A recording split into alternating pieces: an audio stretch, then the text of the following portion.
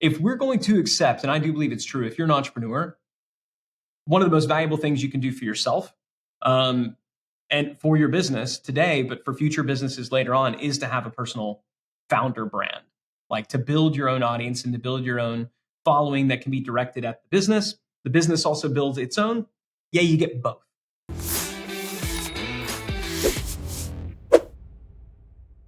Hey, everybody. Welcome to Business Lunch with Ryan Deiss, who is on your screen and the person whose lips are not moving right now, and me, Roland Frasier. And if you're listening to this, you don't even know who's who, but I'm me and he's him. Ryan, how you doing today?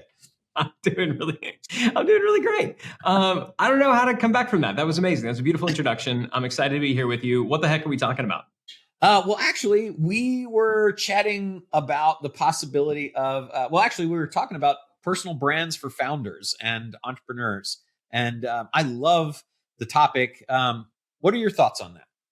So I've evolved on this issue, as they say. I pushed back so hard on this topic for so many years. I was a personal, and I guess still am, had a personal brand, on the internet, very well known through Digital Marketer and Traffic and Conversion Summit, and I never liked it. I truly believe there are some people who want to be famous and there are some people who want to be rich and there's some people who want both. I'm only in this for the money. I will say that. I am not in this for any degree of fame. I don't particularly enjoy it. It's not my favorite thing.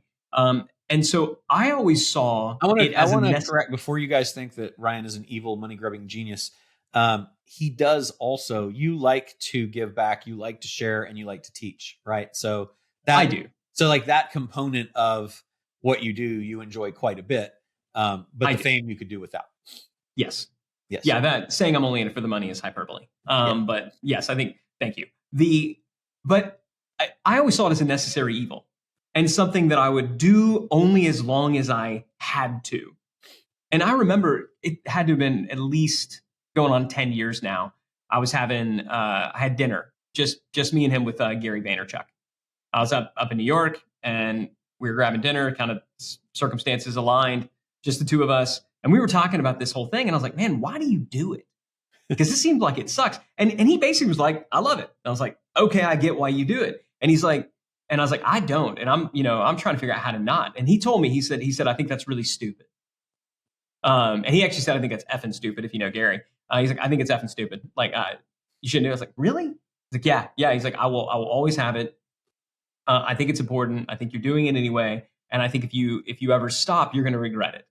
And like any arrogant idiot, I promptly listened to that advice, said thank you, and ignored it. And it's because for me, when I thought about the notion of a personal brand, I thought this is something that is unsellable. This is something that keeps you trapped. This is something that only those people who have to do it do, and the actual people with real wealth who have built real companies and real brands, they don't have to mess with doing this unless they just want to. And that's because they want fame and I don't. And I think I approached it from a very arrogant, egotistical point of view, like, oh, I don't have to do that. And so I'm not going to do that. What I have come to realize, and I've come to evolve on this issue, is that Gary was right and I was completely stupid. And I'm now in the process of looking to kind of actively rebuild and relaunch a personal brand at the similar time where I'd love for you to speak to this, because you definitely enjoyed being the man behind the scenes, being the person that nobody really knew who they were. Yeah. And you would come out and you do some talks and everybody's like, who is that masked man? And then you go back behind, the thing. It's like, you'll never see him again. But obviously over the last couple of years, you've really made an effort, this podcast notwithstanding, your social following, books and whatnot, to build up your own personal brand. So I feel like we were sort of aligned. And then without talking to me, you sort of like decided that you were going to go and build this personal brand. And, you making that decision definitely was one of the things that helped me evolve. So I'm just curious, like, I'm happy to speak to what I feel about it now. I want to give the context to where I was, but where do you stand on this? Yeah. So I'm same place that you stood, and same evolution is, I liked being the person behind the scenes. I like you. I like the rich part, don't care about the fame part. I also like to teach and impact, but I had found that you could do that from behind the scenes just fine. But what I saw was a lot of people leveraging audiences into deals, and because I'm a deal person and that's near and dear to my heart, and also I was watching people that were way younger than me hitting the $1 billion mark in shockingly fast time, and they didn't in do fairness, some of them had sex tapes, and to my knowledge, you don't. To your knowledge. No, I don't. But the thing is that what I watched them doing was that I saw that it was audience, and I first saw it with like, okay, well, they're billionaires because they've invented some amazing thing, and I'm not going to invent Facebook, which still pisses me off, just to be clear that I did not do that. But I didn't.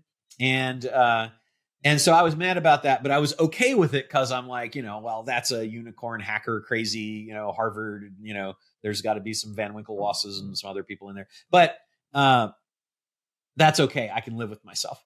But then I watch significantly younger people hitting this, and they're doing it through this whole being an influencer thing, which I'm like, just think is the most ridiculous thing ever, that people are famous for being famous. And so I didn't understand it.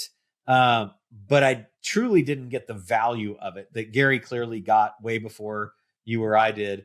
And what I saw was that if I was that like, part of what I didn't like about it too was creating content, but that if I wanted to get to where I wanted to get, I needed to not be just in deals. I needed to get deals, and to have the best deal flow, I could advertise, or I could create content that was interesting to people. And honestly, between those two, I way prefer creating content. I didn't like the idea that you create content and then it's very ephemeral. It goes away and then nobody sees it again. But what doesn't go away is the audience that you're building. And so that the asset isn't your content base.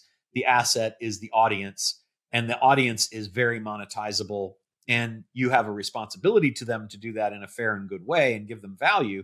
And when you do, they will reward you. Now, when you command an audience, even if it's a small one like you and I have, it's still quite valuable. And there are people that would like to have access to it, and they will then do deals with you. And so without being Kylie Jenner or George Clooney or The Rock or all these other people that you see doing deals with companies because they have an audience, you can still effectively get that same benefit, because there will be people who want to have access to the audience that you have.